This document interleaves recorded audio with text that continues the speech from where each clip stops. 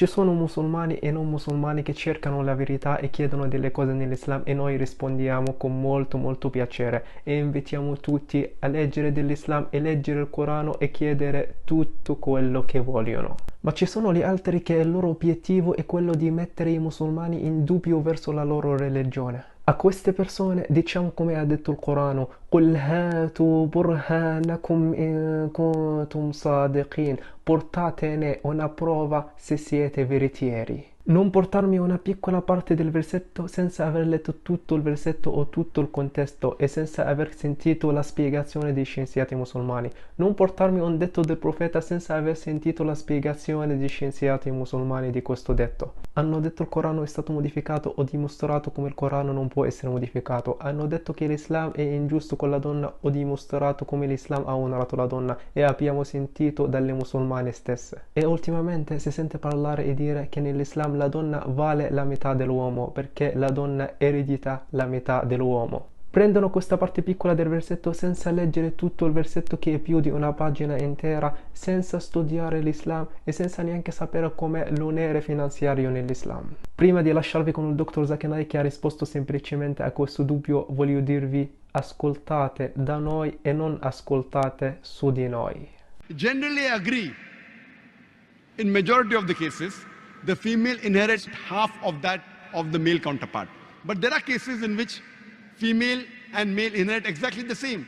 As I mentioned, if the person who has died has children, mother and father both get 1/6.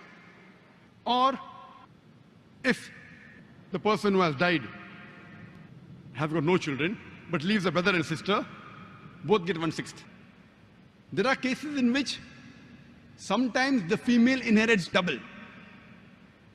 If a female dies and leaves behind no children, but has a husband and mother and father, the husband gets half, mother gets 1/3, the father gets 1/6. So mother gets double than the father, but there are rare cases. I do agree as a normal general policy, the female inherits half of that of the male counterpart. If it's daughter and son inherits double than that of the daughter. Husband and wife, husband inherits double than that of the wife. I agree with it. What is the logical reason? The reason, as I mentioned earlier, the financial burden in Islam is put on the shoulders of the men. As far as the women are concerned, before she's married, it is the duty of the father and the brother, and after she's married, it's the duty of the husband and the son to look after lodging, boarding, clothing, and all financial aspects. She need not work for a living. She's financially secured. Based on this, Allah subhanahu wa ta'ala has put the shares. And let me give you an example. Suppose there's a person who dies and leaves behind 150,000 dirhams. And he has one son and one daughter.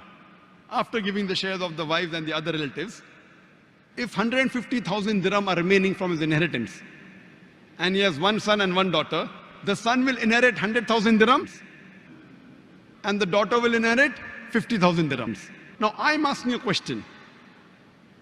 Would you prefer being a son who inherits 100,000 dirhams, and maybe 80 to 90% of that wealth you may have to spend on your family because you are the bread earner?